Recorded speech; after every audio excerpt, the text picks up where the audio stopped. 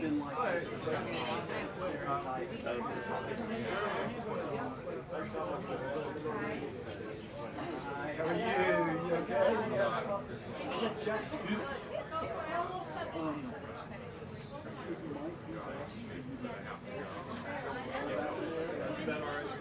The logo is up through the wires, but there's usually a second row that you can work, and it's a head-on, it's much better. I would suggest that.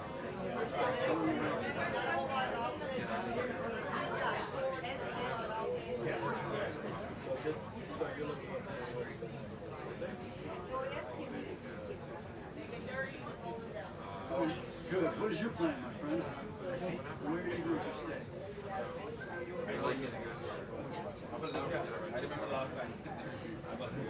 Oh, that's all. I do. Oh, right. If it works for that. Yeah, it's going to be very different. Well, if you decide. Yes, we should. Just trying to give everybody an opportunity. We're all trying to work. Noted. Really trying to do a job.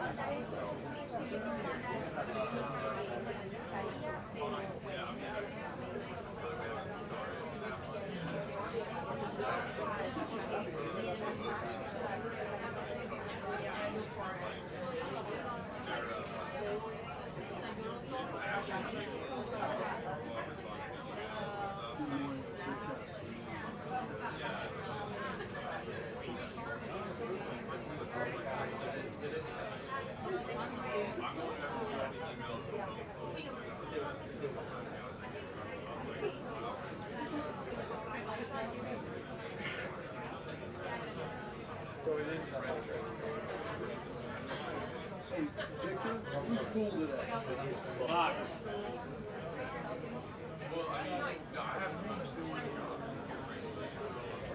You're ready to put that on silent, too. Ah, lo tienes.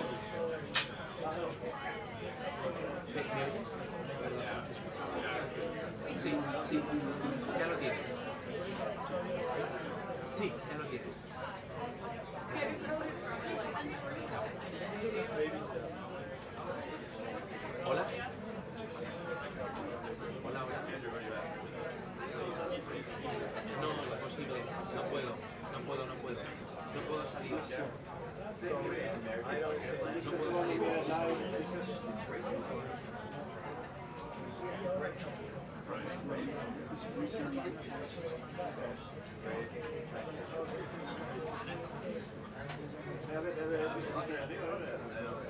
David, no puedo. Dile que no puedo.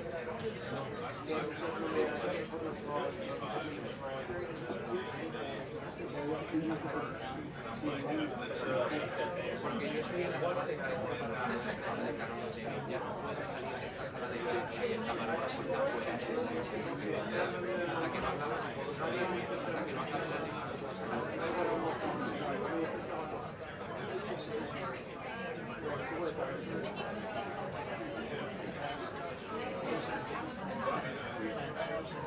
Gracias, un abrazo. Gracias, un abrazo.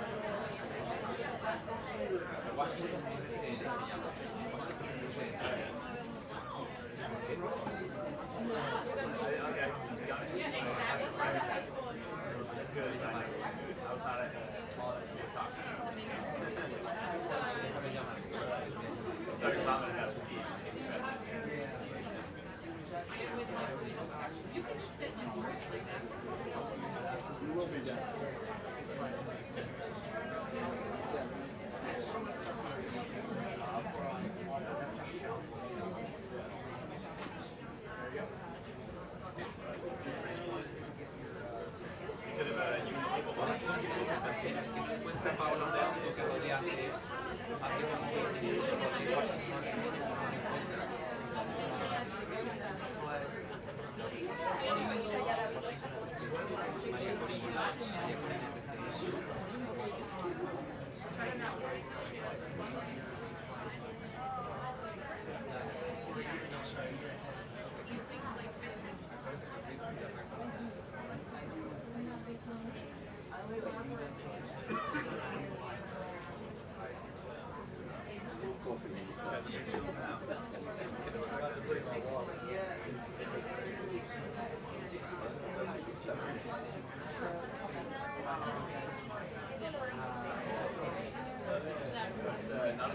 María Corina es de ¿Está? ¿Por el 1? ¿Lo tienes ya? Voy a avisar a Paula. Vale, chao. Chao. Listo, gracias.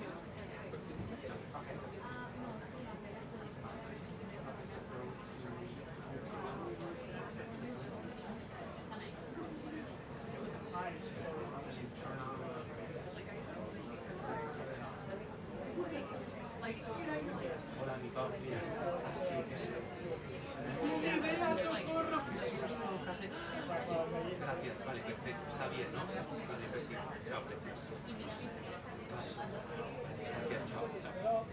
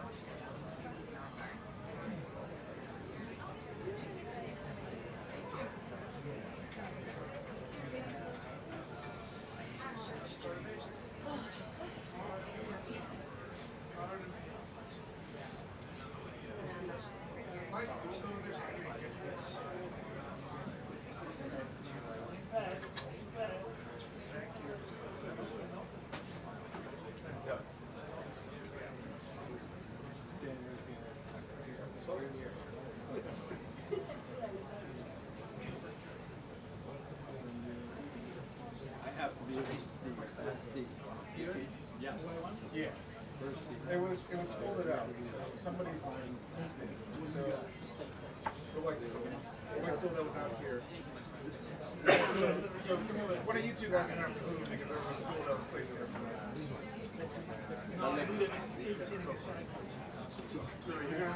Yeah. Yeah, it should be. No, you're good. I'm moving. And now.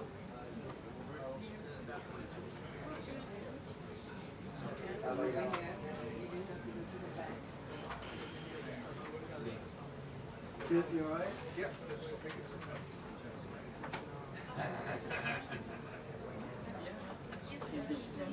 Yeah.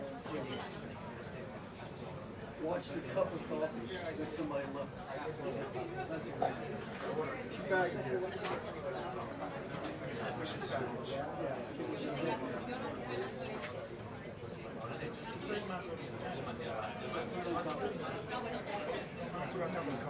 Yeah. So,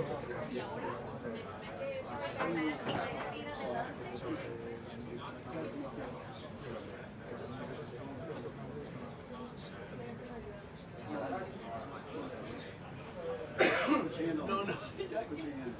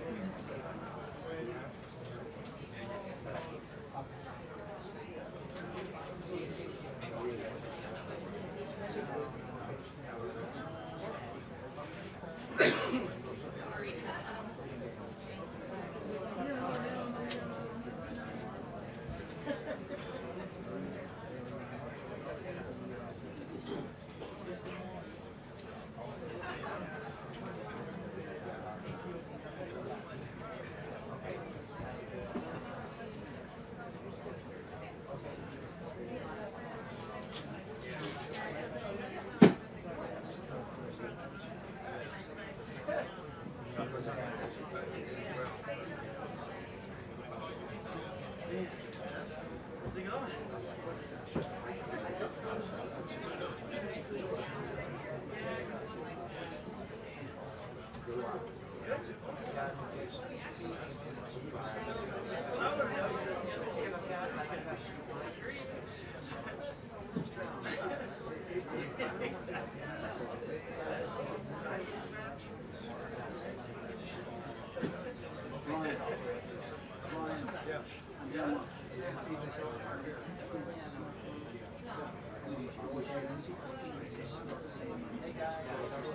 Just kick him. Let me know. Kick him. I'll back as far off as I can into his knees because he's got. I'm also happy to kick him too for you. Come down for a half second. One good pinch, and you're like That is true. your whole life could change with one proper twist over. Yeah. You know what? I already have one kid, so I'm good.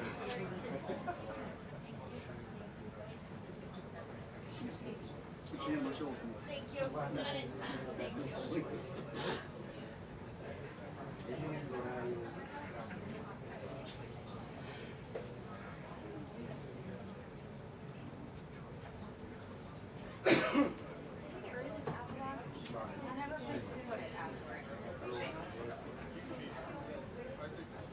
You do need it, but Oh, we're gonna. the collapsible one I can put actually put somewhere.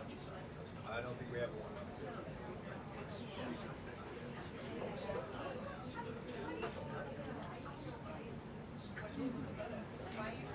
Yeah, I mean, if there's time, Jackie, you can slide it this way. And I'll grab it. Stick it over there. I'll grab it. Okay. Thank you. Let me know. Thanks.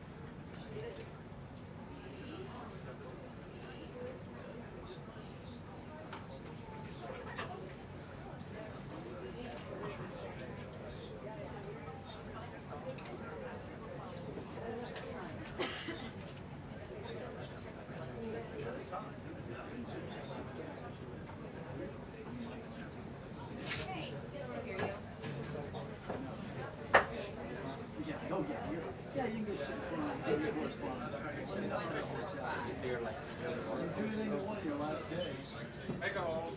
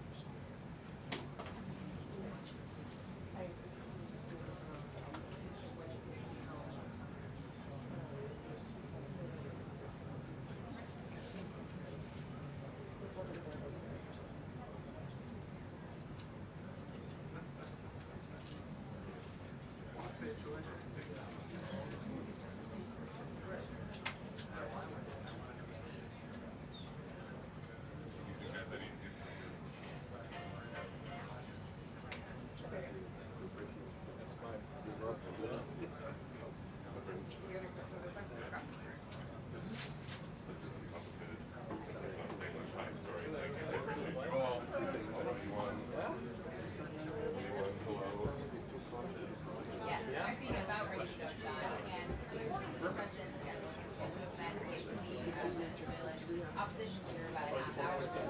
reported that she was considering giving him her but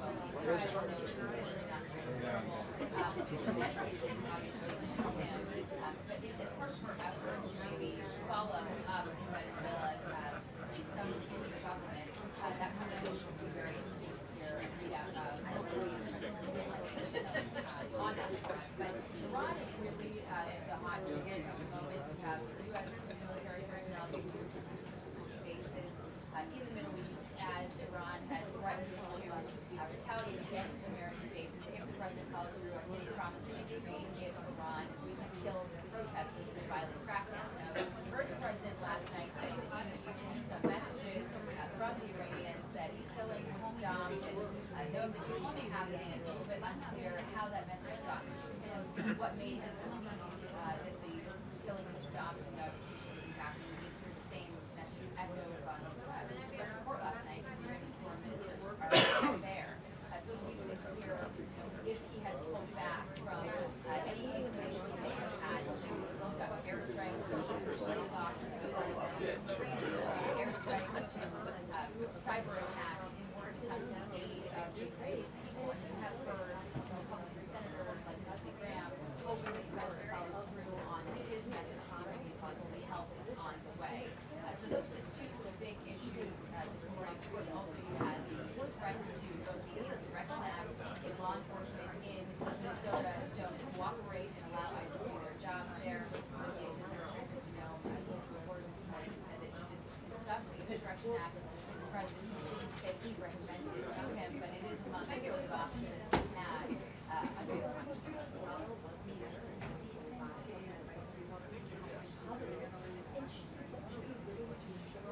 Hey, Mark here. What do you change your last name? Mark here?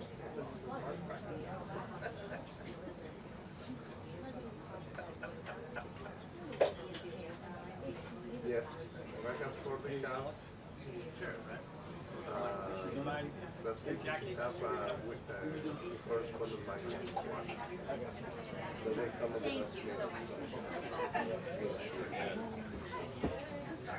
thank you, Mark. Bye then.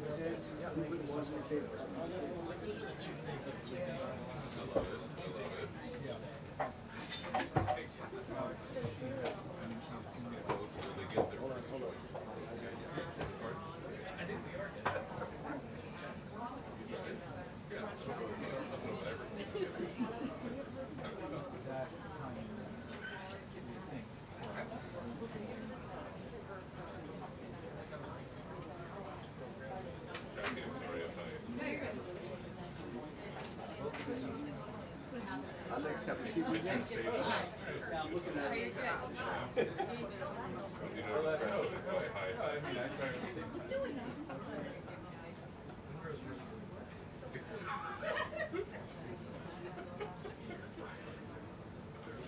Yes, sir.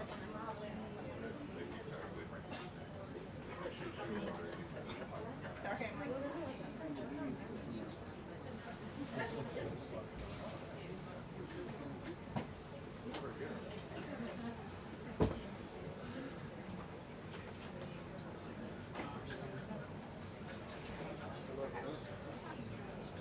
You did? I told you, I sent it.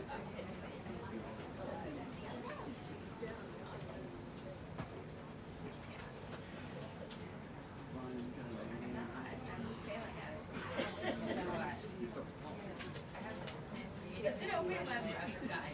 I didn't buy any of them. I haven't bought any of them yet. Here.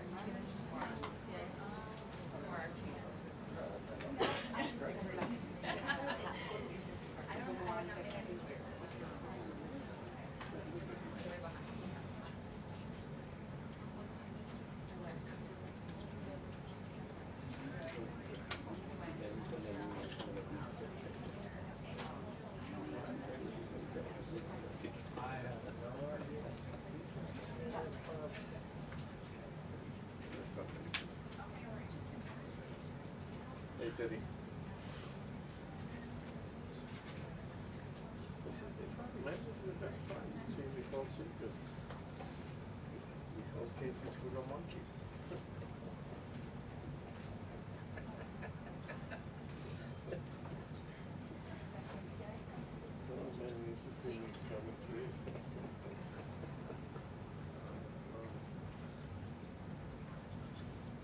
already, the other thing that normally do is community, but I already did one line.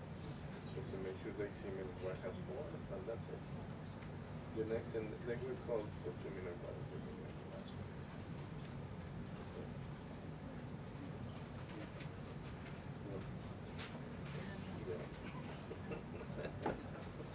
Complicated stuff that you see that like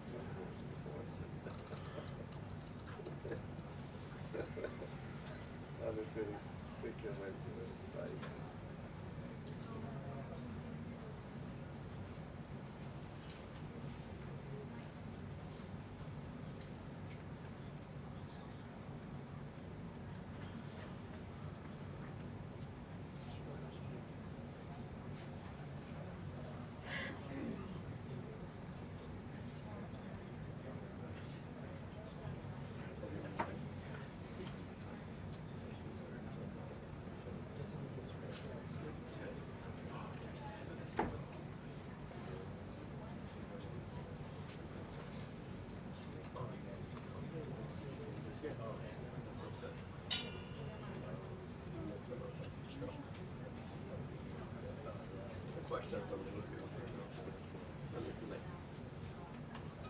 You can all make this up things here. 2 minutes until the briefing. 2 minutes until the briefing.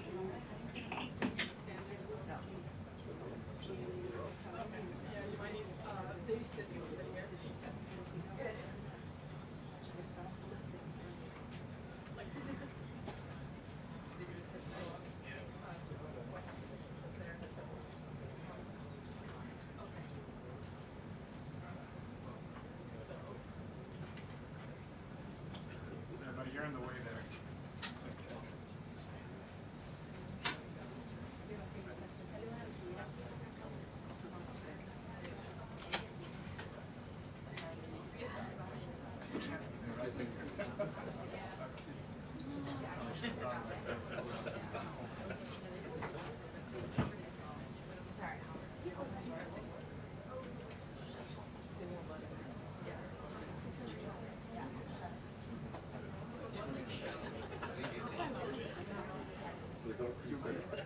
Close the door, please.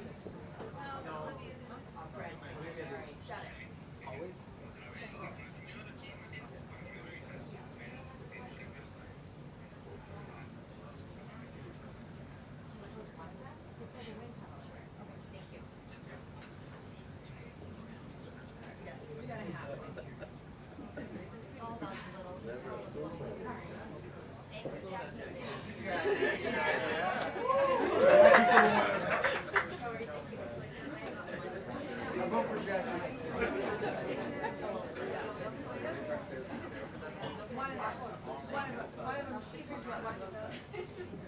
Yeah, close one. Yeah. We'll take the small wins, please.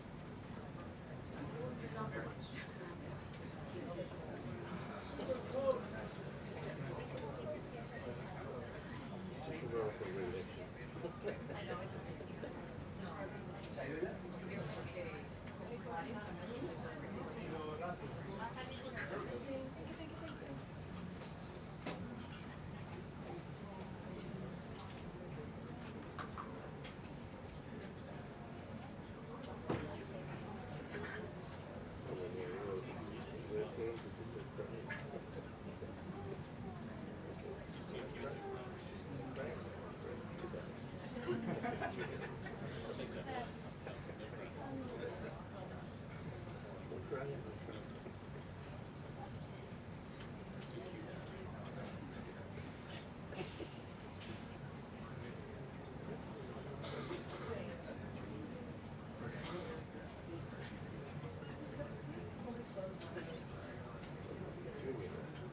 You guys close those doors. just one door. Just fully shut one door. That was the agreement. Right, we agreed with her just now though, that we would close one. They are not closing, they're refusing to close. The doors? The doors, yes. I Push it. requested personally. Just shove it.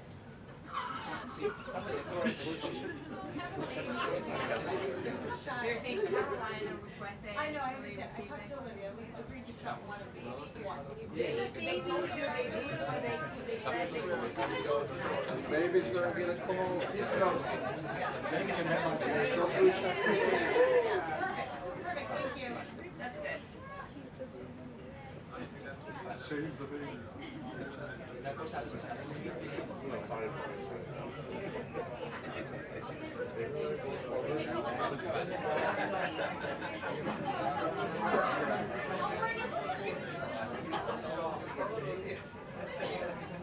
yo siempre tengo miedo de cambiar. El día que pase me quedo.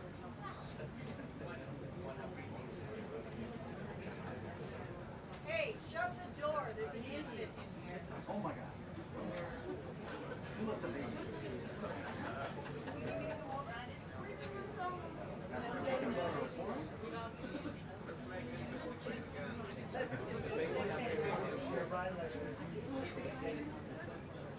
Yes. Yeah. I so the one that I have not. Oh, really? Yeah,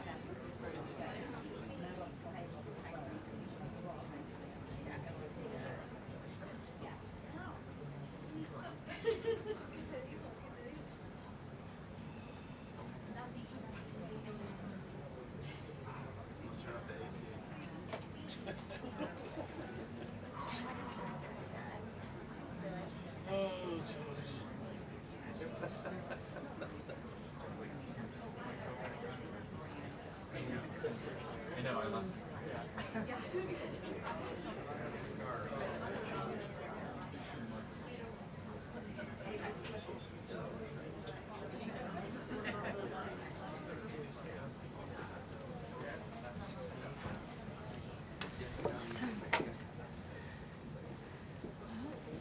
Okay, good afternoon, everybody. A packed room today. Thank you all for coming. President Trump is making America affordable again through his proven economic formula of powerful tariffs, fair trade deals, massive middle-class tax cuts, energy dominance, and aggressive deregulation. The overwhelmingly positive economic data released this week underscores the significant progress the president has already delivered. Tuesday's CPI report marked the latest confirmation that President Trump has defeated Joe Biden's inflation crisis. Since President Trump took office, core CPI has increased at just a 2.4% annualized rate, substantially lower than the 3.3% annual rate inherited from the Biden administration last January. Importantly, as inflation cools, Americans' wages are rising, giving the American people more purchasing power. And with what is likely going to be a record-breaking tax refund season in the next couple of weeks, the American people will be reaping the rewards of the massive tax cuts that were signed into law by the president.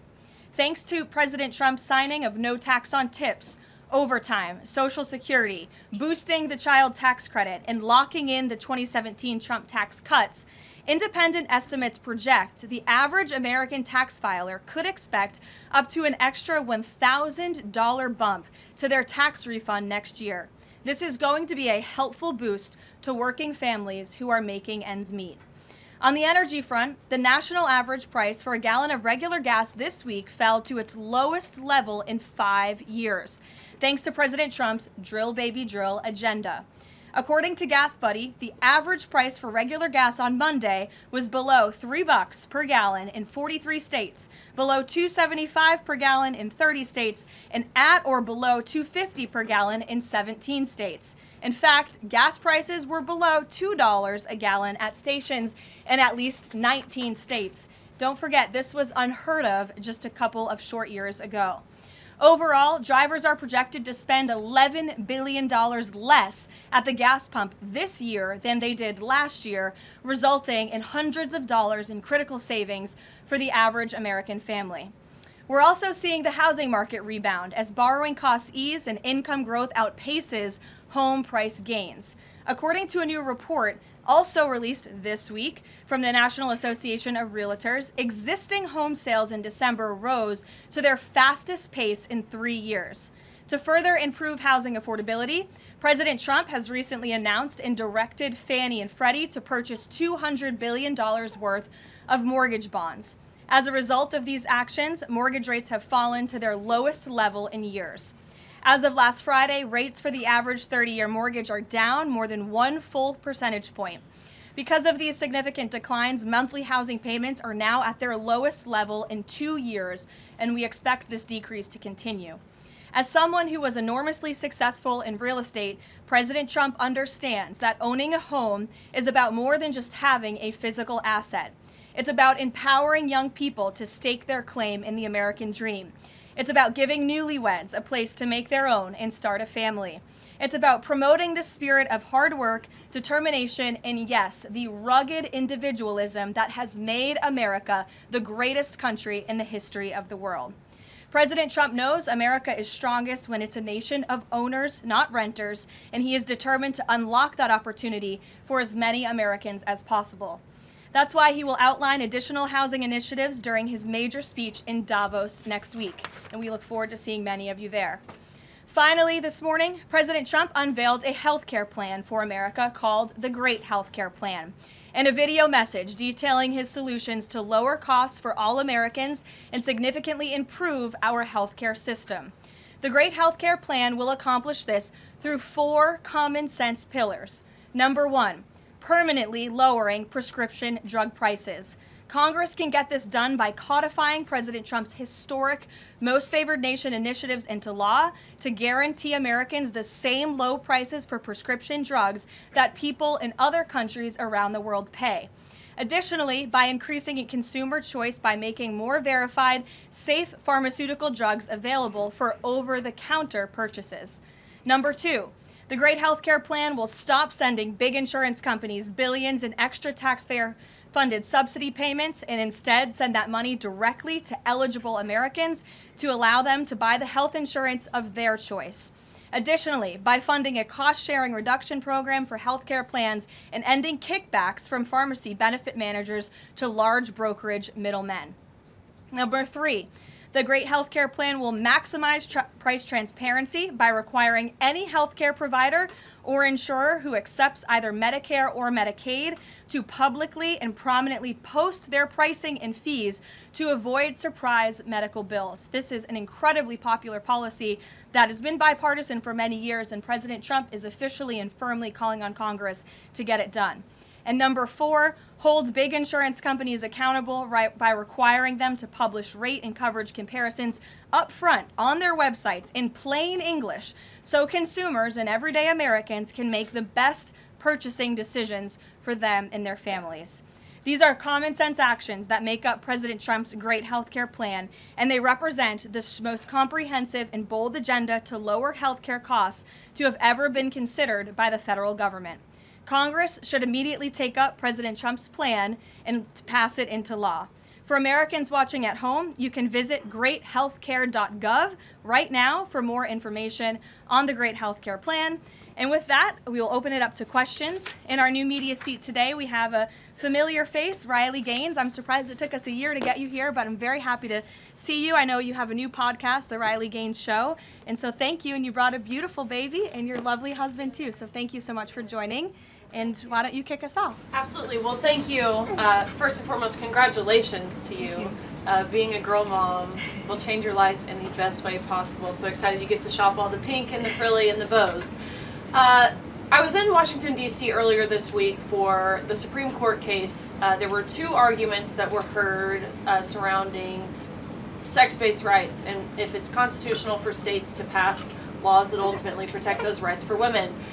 If the Supreme Court rules as anticipated in favor of maintaining these sex-based rights, is the administration prepared to take action against the states? I believe at this point it's 23 states that don't have those protections for women? Absolutely. And as you know, Riley, The administration already has done so. We've taken action in a number of fronts against these states who are failing to uphold the president's executive orders in this administration's policy of simply protecting women in women's sports and in women's private spaces. We've gone to the mat with large universities in this country as well to try to fight for what's fair and what's just for women and girls across the country. So I know you were at the arguments. I listened to them myself as a woman and as a former athlete, and I think the president speaks on common sense on this issue, that women's sports and private spaces should be protected, and that there are two genders, there are two sexes. That is not something we should be afraid to say in this country. And I think, frankly, it was quite alarming to not only hear a couple of justices gravel over that basic, fundamental, biological fact that men and women are different but inherently equal, but we are certainly different, and women deserve such rights. We hope and expect that the Supreme Court will rule in the right way on this matter. Thank you. Gabe. Caroline, thank you very much. A lot to talk about. Sure. Isn't there always a lot to talk about? What can you share about the president's meeting with Maria Corina Machado? Is it underway? What can you share about that? And then also, the president said yesterday that Delcy Rodriguez was, quote, a terrific person. Does the president trust the remaining members of the Maduro regime? I will say, to your first question, the meeting was about to begin as I was stepping out of the Oval Office moments ago, so my understanding is that it's underway right now. I know the president was looking forward to this meeting, and he's was expecting it to be a good and positive discussion with Ms. Machado, who is really a remarkable and brave voice for many of the people of Venezuela. So the president looks forward to obviously talking to her about the realities on the ground in the country and what is taking place. As for Ms. Rodriguez, the president did speak with her directly this week. As you know, he revealed that to all of you yesterday. And Secretary Rubio and the administration have been in constant communication with Ms. Rodriguez and other members of the interim government in Venezuela. They have been extremely cooperative. They have thus far met all of the demands and requests of the United States and of the president. And I think you have all seen that play out. We obviously had a $500 million energy deal that was struck in large part because of the cooperation from Ms. Rodriguez. Venezuela and Ms. Rodriguez have also confirmed that they will be releasing political prisoners from Venezuela. There were 5 Americans who were recently released this week as well. So the president likes what he's seeing and will expect that cooperation to continue. And regarding the investigation into the leak that the president referenced yesterday, what is the administration's position on the Washington Post reporter? The Post has reported that she was told that she is not a target of the investigation. Does the administration believe she did anything wrong? And then also, what is the administration's position on the Pentagon Papers case from the 1970s that affirmed reporters' right to publish classified information under certain circumstances? Well, since this is an active investigation, I don't want to comment on it much more than what we did yesterday to obviously confirm the investigation, and I can confirm what the Attorney General stated and the President as well, which is that the individual, unfortunately a contractor at the Pentagon, chose to unlawfully leak classified and very serious information to this Washington Post reporter. Hence why the reporter's home was looked into by the FBI, rightfully so. And the administration is not going to tolerate leaks, especially from within the national security apparatus of the United States government, that put our nation's integrity and our national security at risk. Full stop. The president will not support that. I know the Secretary of War will not support that, and it will not stand. And legal action will be taken against anyone, whether it's a member of the press or whether it's an employee for a federal agency who breaks the law. If you break the law and if you endanger our men and women in uniform, you are going to be held accountable, period, full stop. But Jackie. Does this administration believe that this reporter or any reporter has a right to publish classified information under certain circumstances? Look, I think that we do not believe that individuals who have been given the privilege of holding a top secret clearance should be illegally leaking that classified information, and I know the American people agree with that. And I think it's a basic tenet of journalistic integrity not to publish information that could directly endanger the operational security or the brave men and women who are serving this country in uniform and putting themselves in harm's way to protect not just the people of this administration, but all of you in the press and all of their fellow Americans as well. Jackie. Thank you, Caroline. I wanted to get the White House reaction to Iranian state TV broadcasting an implicit threat to the president's life. It was images of the assassination attempt in Butler, Pennsylvania, according to reports, with the message, "This time it will not go wrong." I have not seen that, to be honest with you, Jackie. We'll take a look, and I'll let the president and his national security team examine that footage to ensure its legitimacy. Again, I haven't seen it, so I can't comment on it. What I will say with respect to Iran is that the president and his team have communicated to the Iranian regime that if the killing continues, there will be grave consequences. And the president received a message, as he revealed to all of you and the whole world yesterday, that the killing and the executions will stop. And the president understands today that 800 executions that were scheduled and supposed to take place yesterday were halted. And so the president and his team are closely monitoring this situation, and all options remain on the table for the president. Netanyahu encouraged him against strikes. Look, it's true that the president spoke with Prime Minister Netanyahu, but I would never detail details about their conversation without giving the expressed approval by the president himself. Ouija. Thank you, Caroline. Is it still the president's assessment that it would be very hard for Ms. Machado to leave Venezuela because he says she lacks the respect and support in that country? And will he raise that with her today? I think the president's assessment that you just pointed out was based on realities on the ground. It was a realistic assessment based on what the president was reading and hearing from his advisors and national security team. And at this moment in time, his opinion on that matter has not changed. He has also said that he would like there to be elections in Venezuela when the time is right. That's right. Do you have any update on when that might be, and is he committed to a transition to democracy for Venezuela? Yes, and he is also committed to hopefully seeing elections in Venezuela one day, but I don't have an updated timetable for you today. Reagan in the back. Thanks, Caroline. I have a question for you on Minnesota and then also Venezuela. Sure. President Trump threatened invoking the Insurrection Act today in a Truth Social post. I'm wondering what his tipping point is. Like, what would it take for him to invoke the Insurrection Act? Look, that's only a question, frankly, Reagan, the president can answer. But the Insurrection Act is a tool at the president's disposal. As you know, it has been used sparingly, but it has been used by previous presidents in American history. And I think the president's Truth Social post spoke very loud and clear to Democrats across this country, elected officials who are using their platforms to encourage violence against federal law enforcement officers, who are encouraging left-wing agitators to unlawfully obstruct legitimate law enforcement operations. And if you talk to any law enforcement officer, no matter what level they work at, they want to be working with their counterparts, whether that's at the federal level or the federal authorities wanting to work with their counterparts at the state and local level. And it's truly shameful that now for more than a year, you've had elected Democrat governors and mayors who have basically held their state and local law enforcement hostage and told them, you cannot cooperate with federal law enforcement. Why? They cooperated under the Biden administration. It's because these Democrats are deranged in their hatred for President Trump, and they are holding their state and local law enforcement hostage as a result. And these Democrat mayors and governors are doing this over what? Over the lawful and legitimate law enforcement operations to remove violent criminals from the streets of Minnesota, from the streets of California, from the streets of New York, and from the streets of every state across this country.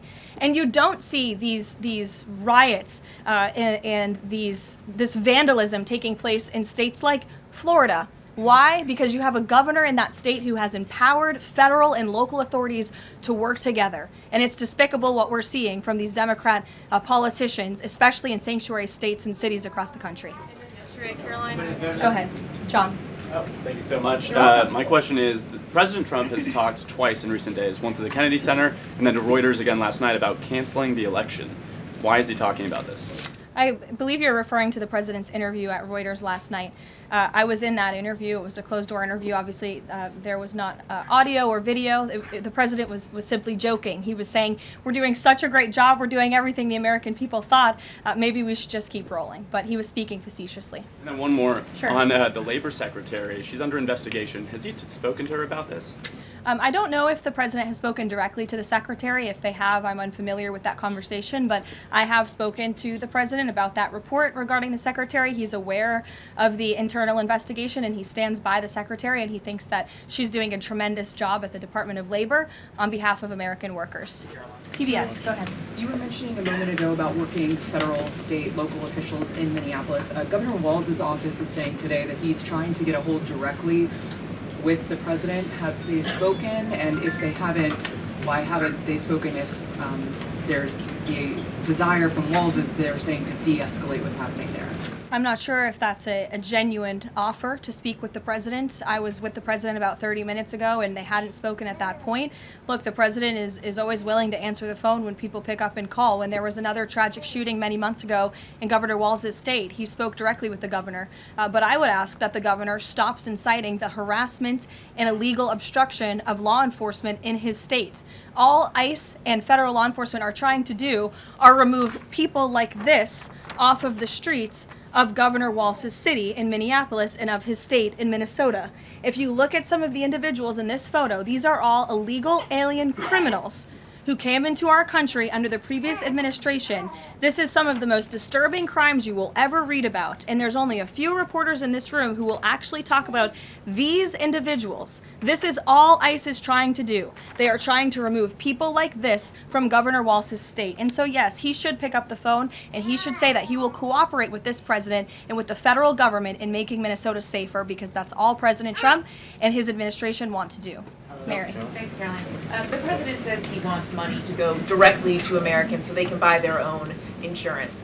How exactly would this work? And can the president assure Americans that this will be enough to cover their health care costs? So this is the second principle in the president's health care plan, lowering insurance premiums specifically and ensuring that that money is going directly back to the American people and cutting the kickbacks that then raise those premiums. So this plan, once put into legislative text and passed by Congress and sent to the president's desk, will stop sending big insurance companies billions of an extra taxpayer-funded subsidy payments and instead send that money directly to eligible Americans to allow them to buy the health insurance of their choice through, you may have heard it be referred to as health savings accounts.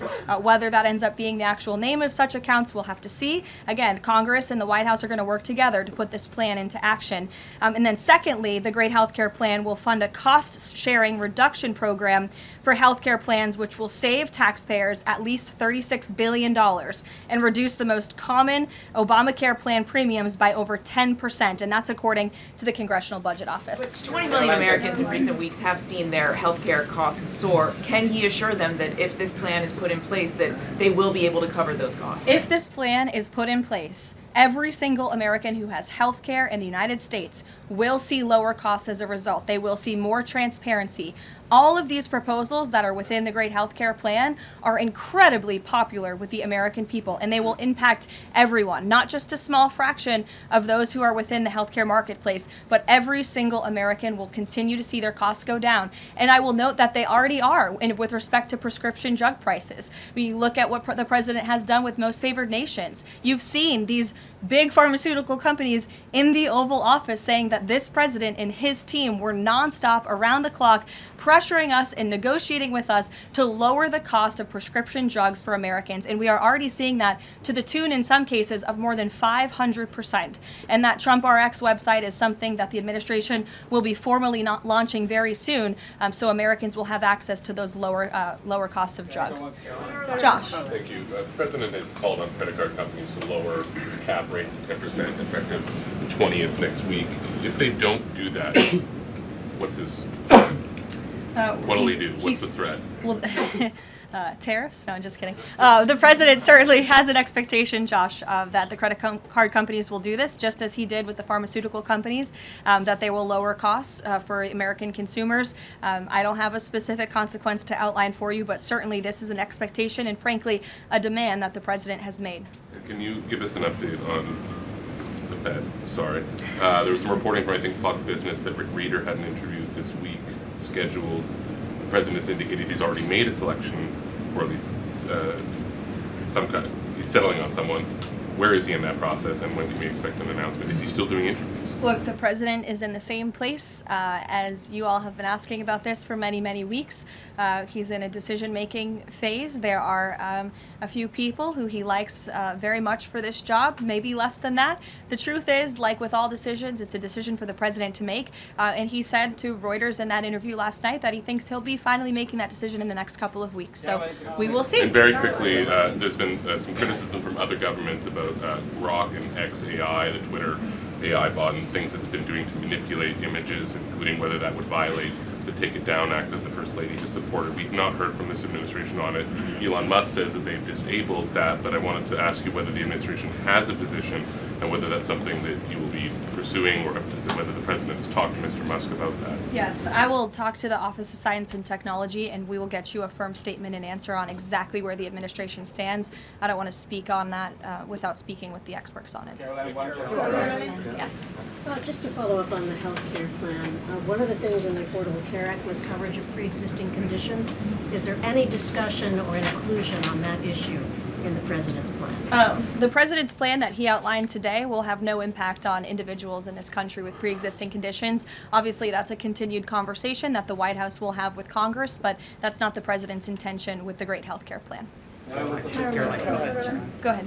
Thanks, Caroline. 2 questions on Minneapolis. And then you. Go ahead. Thanks. 2 questions on Minneapolis, one on the ICE agent, the other on the rioting. I believe last night there were protesters or rioters that rifled through an FBI car, took weapons. We had a reporter embedded with ICE who said that she saw constant harassment all evening. Can you speak to the rhetoric we're hearing from Democrat politicians, whether they are causing violence against ICE, as well as some of the headlines we have seen, not including the full story? Yeah, I mean, to your first point, I think I've addressed that these Democrat governors and mayors in not just Minnesota, but in states across the country are essentially, they've referred to ICE agents who, again, are brave men and women. And I would encourage everyone in this room, and I would encourage Governor Walz and other Democrats who are demeaning law enforcement to sit down and have a cup of coffee with an ICE agent or a Border Patrol agent. These are great, patriotic men and women who have families, who put on the uniform every day and are following our nation's immigration laws at the direction of their bosses and again, at the direction of the law. They are simply trying to enforce the law. And the Democrat Party has demeaned these individuals. They've even referred to them as Nazis and as the Gestapo. And that is absolutely leading to the violence we're seeing in the streets. If you look at some of the images out of Minneapolis last night, look at this vehicle. Look at what it says. It says F ICE. You have these individuals who are putting their middle finger, proudly so, at the camera. Another ICE individual, a vehicle that was vandalized last night by these left-wing agitators. People don't do this without encouragement from people in power who make them feel like it's okay. Here's another one. And I'm pretty sure this car, you can't see it, said the best agent is a dead agent or something to that effect. This is despicable rhetoric that we're seeing, and the media is absolutely complicit in this violence, because if you look at the headline from CNN, protests erupt after federal agent shoots man in Minneapolis, that is not the story, that is not the truth. If you actually want to know the truth, you can look at what the Department of Homeland Security released, which is that this ICE agent was executing a targeted operation against a Venezuelan illegal alien who was unlawfully present in the country, who fled by car and then fled by foot. And when this ICE agent tried to detain the individual, 3 more of his comrades came rushing out of a house and started ambushing and attacking the ICE agent. They used a shovel or a broom to smash his face in. And so yes, that agent had to use self-defense and take up his weapon to protect his own life. That is what's happening on the streets of Minneapolis. That's what's happening on the streets, unfortunately, of these Democrat-run cities and states where you have elected officials who are encouraging such violence against our brave men and women in law enforcement. Thank you, Caroline. 2 questions. First, a follow-up on one of my colleagues who asked you about the president's interview with Reuters. You said that he was joking about canceling the elections, but Americans for generations have fought and died for democracy, for this democracy. Are you saying that the president finds the idea of canceling elections funny? Andrew, were you in the room? No, you weren't. I was in the room. I heard the conversation, and only someone like you would take that so seriously and pose it as a question in that way. Second, Philip, go ahead. Thank you, Caroline. Senator Elizabeth Warren said that the president called her earlier this week to discuss caps on credit card interest rates. I'm curious, would the president work with her and other Democrats in Congress on a legislative fix to this issue? I think the president would work in good faith with anyone in Congress for a good legislative fix that would benefit the American people. And that's precisely why he called Senator Warren earlier this week on that matter. Thanks, Caroline. Earlier you were just defending ICE agents generally, and earlier on Secretary Noem spoke to the media, and she said, among other things, that they are doing everything correctly. 32 people died in ICE custody last year. 170 US citizens were detained by ICE, and Renee Good was shot in the head and killed by an ICE agent. How does that equate to them doing everything correctly? Why was Renee Good unfortunately and tragically killed? Are you asking me my Yeah. opinion?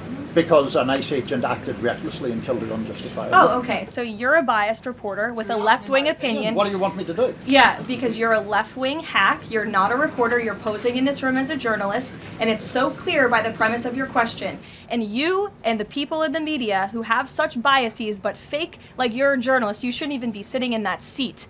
But you're pretending like you're a journalist, but you're a left-wing activist. And the question that you just raised and your answer proves your bias. You should be reporting on the facts. You should be reporting on the cases. Do you have the numbers of how many American citizens were killed at the hands of illegal aliens who ICE is trying to remove from this country? I bet you don't. I bet you didn't even read up on those stories. I bet you never even read about Laken Riley or Jocelyn Nungray or all of the innocent Americans who were killed at the hands of illegal aliens in this country. And the brave men and women of ICE are doing everything in their power to remove those heinous individuals and make our communities safer. And shame on people like you in the media who have a crooked view and have a biased view and pretend like you're a real honest journalist. Kelly. Two quick questions on Iran. I wanted to ask first, just if you can say, how close was the president to potentially launching strikes last night, and was it the Gulf states that convinced him not to do that, as some of the region there have said? Well, look, Kelly, I know there's been a lot of speculation in the media about what the president is going to do at any given moment or any given night. And I would say a lot of these stories, to be honest with you, I've been reading them, and they've been based on anonymous sources who are pretending or guessing to know the president's thinking. The truth is, only President Trump knows what he's going to do, and a very, very small team of advisors are read into his thinking on that. And as I just told you, he continues to closely monitor the situation on the ground in Iran. And as we saw yesterday, he had heard that the killings and executions would stop, and we have seen 800 people, their lives have been spared as a result of that. The president continues to closely monitor, but also keep all of his options on the table. Caroline, two separate questions. Sure. On the Machado meeting first, what is it that the president feels that he needs to hear from her or from the opposition party that he hadn't heard prior to today, or he wanted to hear in the meeting, to be able to convince him to commit to some sort of a timeline for elections? I'm not sure the president is going into such the meeting with expectations like you just laid out, Fran. I don't think he needs to hear anything from Ms. Machado. I think generally this is a meeting that the president was willing to take and willing to accept to meet Ms. Machado in person and to just have a frank and positive discussion about what's taking place in Venezuela. That's all. And on the subject of Greenland, Jeff Landry, the president's special envoy for Greenland, wasn't in the White House meeting yesterday. Can you say why that was and what exactly the role he is playing in these conversations about acquiring Greenland? Well, the Vice President and the Secretary of State were present for that meeting, and the meeting, it was a productive meeting. It was a good meeting, and in that meeting, the two sides agreed to really establish a working group of individuals who will continue to have technical talks on the acquisition of Greenland. Those talks will take place, I'm told, every 2 to 3 weeks, so this is a conversation the administration intends to keep having with the Danes and with the respected delegation from Greenland. But the president has made his priority quite clear. He wants the United States to acquire Greenland. He thinks it's in our best national security to do that. There have been multiple instances of American citizens being detained by ICE, and I'm wondering what the administration is asking the agency to do, or what steps is the administration asking the agency to take to ensure that Americans are not wrongly arrested? Obviously, ICE is focused on detaining individuals who are unlawfully present in the country. And there have been hundreds of thousands of illegal aliens who have been arrested and detained and deported from this country by ICE over the course of the last year. And that's their intention, and that is their goal. Elizabeth. Thank you, Caroline. One follow-up on Greenland. You reportedly sent troops over there. Does that change at all what the president is doing on this? And then a second question. Yesterday, in a Senate help hearing, Senator Josh Hawley repeatedly asked a doctor if men can get pregnant, and she did not directly answer that. What are your thoughts on that? Well, to your first question on Greenland, I don't think troops in Europe impact the president's decision-making process, nor does it impact his goal of the acquisition of Greenland at all. To your second question, I mean, anyone in their right mind with common sense who's speaking honestly and candidly will say that men cannot get pregnant. And I think I can attest to that myself. So thank you all very much.